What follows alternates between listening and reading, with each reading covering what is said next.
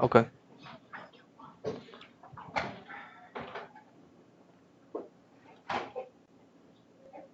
Okay.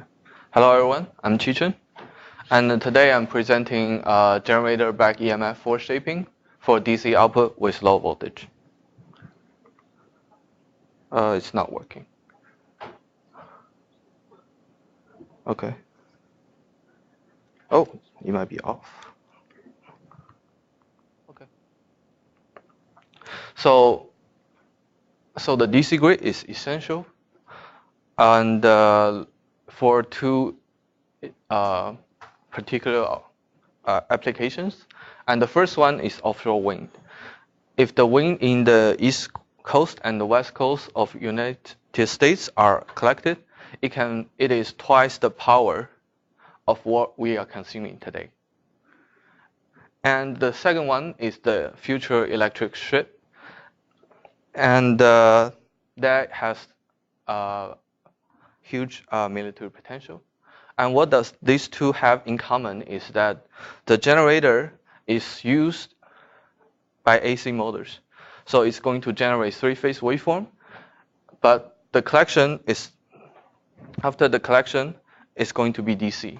So we need some sort of AC to DC conversion, and that is done by the power electronics. And we basically have two options here. We can use the synchronous permanent magnet motors, AC motors, that is the most efficient and power dense. But now the power electronic part needs to process the entire power. Or the second option is that we can have, let's say, portion of the power electronics, but now we need to use the doubly fed machines or other type of machines. So Fu has been working on the integrated generator rectifier system, and what he has been doing is to split the permanent magnet generator ports into several parts. So if we divide those ports into passive rectifier and active rectifier, we can potentially reduce the amount of power readings that power electronics can process. So one advantage of that is the passive rectifier considered to the active rectifier is 10 times more reliable. And it's much easier to control because you don't need like the switching and the control strategies. So now I'm going to focus on the passive rectifier. So what kind of optimization can we do from a single port of the passive? Okay. So let's say we have an ideal AC source that is phase A, B, and C. Okay. And after that, we have a passive rectifier that is basically 6 diodes. And we can have either the capacitor or without the capacitor, and we're going to compare them. And let's say the AC source have the nominal amplitude of V0. And in the without capacitor case, we can see that the DC voltage generated is not actually DC. So the voltage is varying from 1.50 V0 to square root of 3 V0. So that results in 13.4 voltage ripple. So, and if we look at the current side, so basically each of the diode is conduct for 120 degrees. So the resulting power factor of the AC source is pretty high. It's 0.97. And but that case, because the DC voltage has ripple and that is undesired, so ideally we want to add the capacitors to smooth out the ripple. So I choose the capacitor such that the DC ripple is 5%. And since the capacitor is added, so it basically clamps the DC load voltage, and we have a limited conduction period for the diodes, as we can see from here. So previously we have like 120 degrees conduction period for the entire time, and now we have very limited ones. And as we can see from this graph, that the current peak current is 10 times more than it was without the capacitor. And in that case, we look at the power factor for the AC source. It becomes very poor. It's 0.6%. No, 0.6. So what kind of optimization we can do such that we still get a high power factor without sacrificing the voltage ripple? So the idea comes in that if we modify the generator back EMF, and then we can get a high power factor with a very, very low DC ripple. And that back EMF waveform can be trapezoid. That is what I'm looking at right at this moment. And with the trapezoidal waveform, I get another degree of freedom. And that is I call the rising angle alpha. So that is defined from when the trapezoidal waveform rises from 0 to its amplitude V0. So in that case, I get another degree of freedom. So if we replace the sinusoidal AC source with a trapezoidal AC source, then we get a constant DC. And that is only valid if you have the ideal source, so without the synchronous inductance and the resistance. And also, we get the 120-degree conduction period for the diode as well.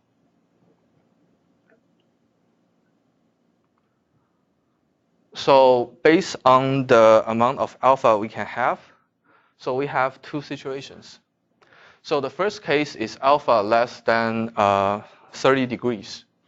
So when the alpha is less than 30 degrees for our ideal source, we just get the constant DC. While for the second case, if it's between 30 degrees to 60 degrees, we actually have the dip in the DC voltage. So ideally, we want to keep the alpha between 0 to 30 degrees. So now I'm going to talk about the effect of synchronous inductance, because I'm previously talking about the ideal cases. So if I go to the simulation, what's going to happen is that because of the inductance added, it's going to the current switching is not going to be instant. So from here, let's say the current is switching from A to B. And we have a commutation period. And during that period, our VDC voltage is not exactly to V0, but it has some kind of linear decay and to the minimum point. So I want to analyze that and figure out, what's the relationship between the DC ripple and the rising angle alpha. So if I write the loop, the KCL loop, I can eventually solve, what's the minimum DC I'm going to have, and that is this expression. So if I normalize it to the per unit, I get the percentage to be this value. So it is proportional to the square root of the synchronous inductance, and it's inversely proportional to the square root of alpha. So in that case, for an ideal source, we want to keep alpha at 30 degrees. So that gives the lowest voltage ripple.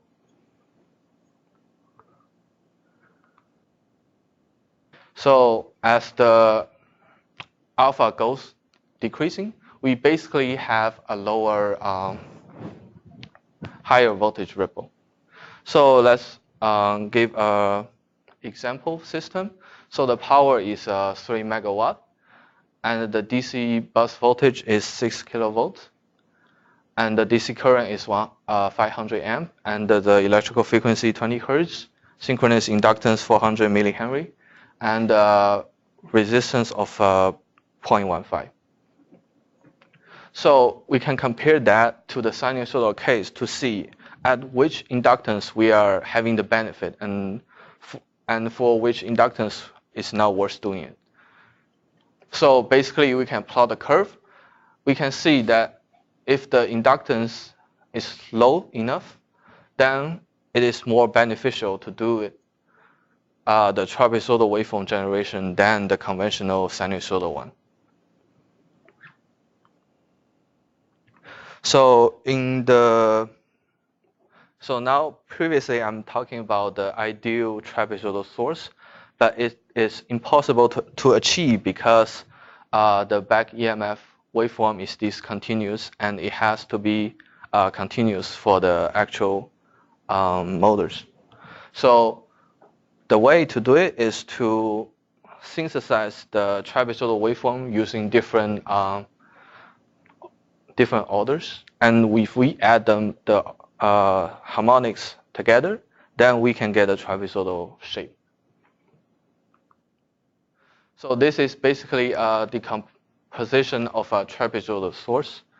So basically we have a fundamental that is shown in n equal to 1. And if we add more and more source together, then we are approximating the trapezoidal waveform. And as the order goes up, we can see the amplitude for each harmonic is actually decreasing. And and also combined with, if we add more harmonics, there is going to be more loss in the machine.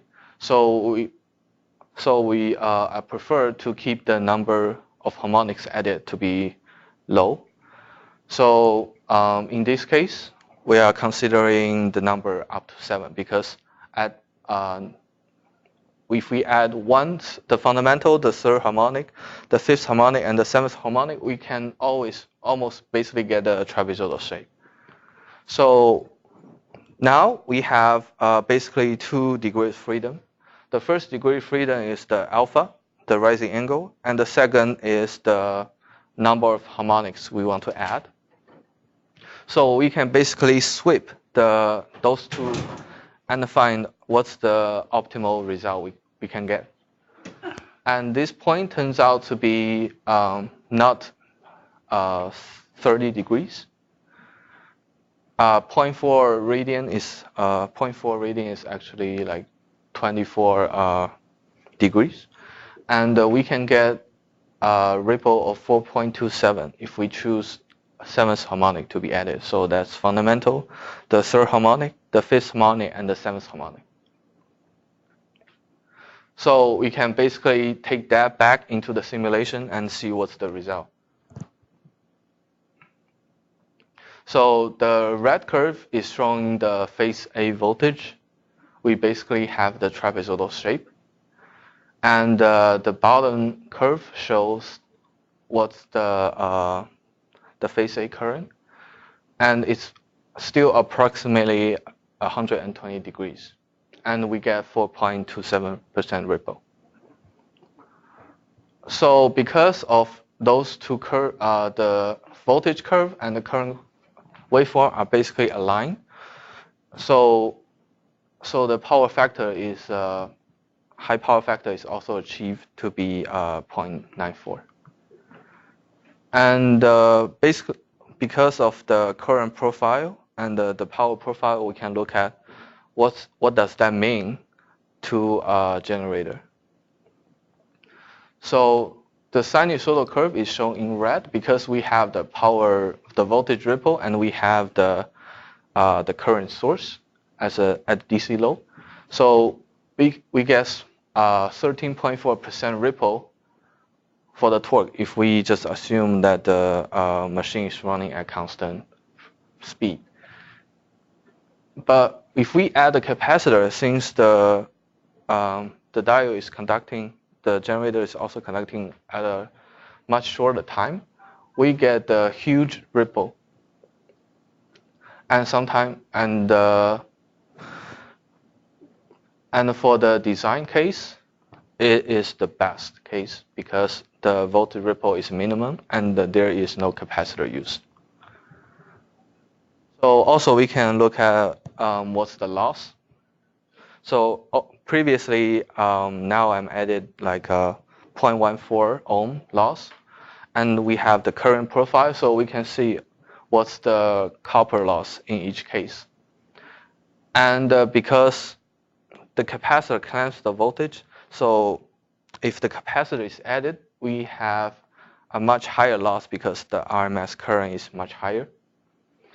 And without the capacitor case, the sinusoidal generator and the trapezoidal generator have the same loss.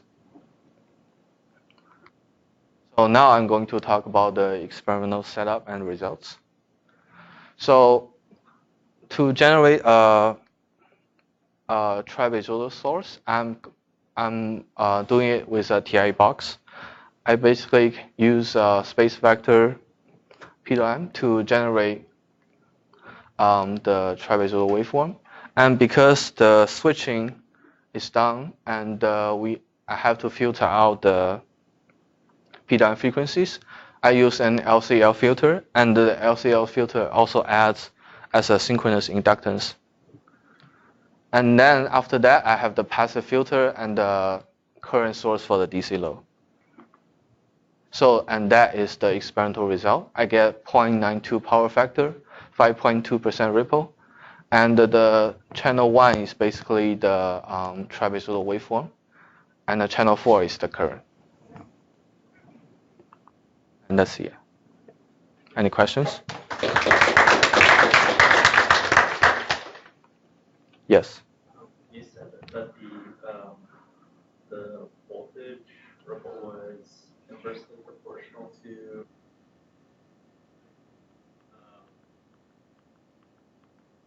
Yep. So that means that you would want to maintain a smaller delta V, you would want a larger alpha, right? Yeah. I think on this slide you were saying that 30 degrees performed better than 60 degrees, right? So I'm just curious how to. Yeah. So the 30 degrees is actually coming from this part. So based on the amount of alpha we can have either the constant DC or the DC voltage with little dip. That is because the trapezoidal is not maintained at V0. It's not overlapping at the V0.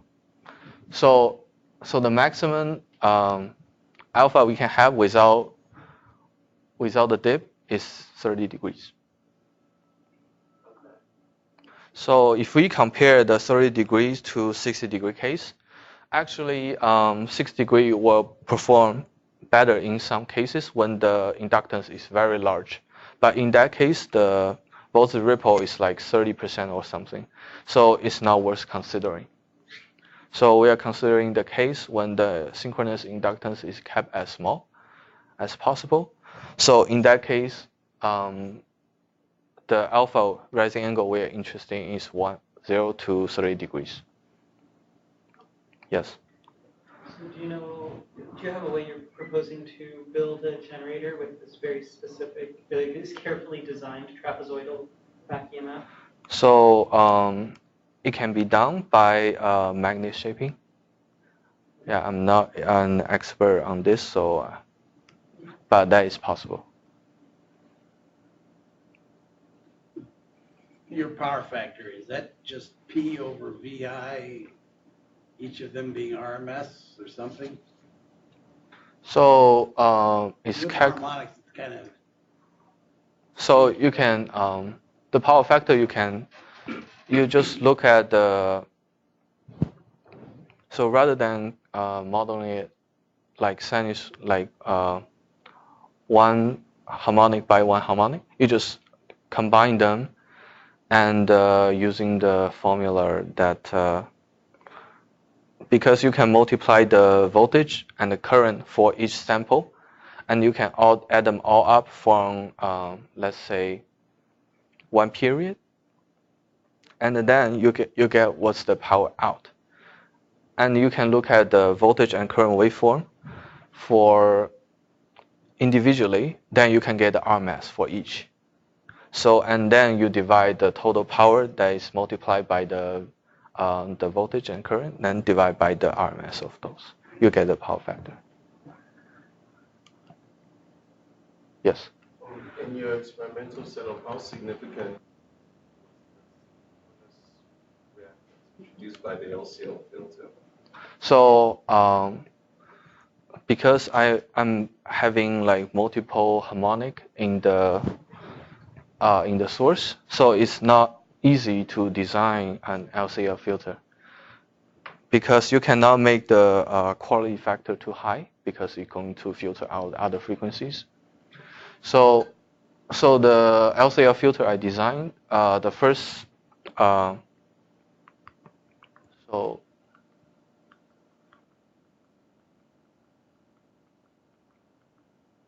so this inductor is 2 millihenry, and this one is relatively low, like 60 millihenry, and the capacitor is, if I believe that correctly, 75 microfarad.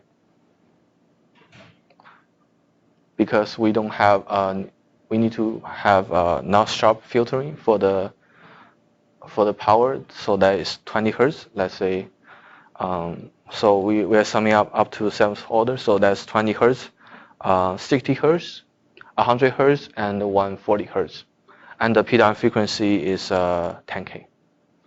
So I choose the LCL filter such that the bandwidth is like to be 2K, around 2K, so I can filter out the p-down frequencies. Any more questions? Yes? Any comment? You said that trapezoidal waveform is discontinuous. I think you meant that first derivative is discontinuous. There's no discontinuities in trapezoidal waveform. Yeah, the derivative must be continuous, yeah.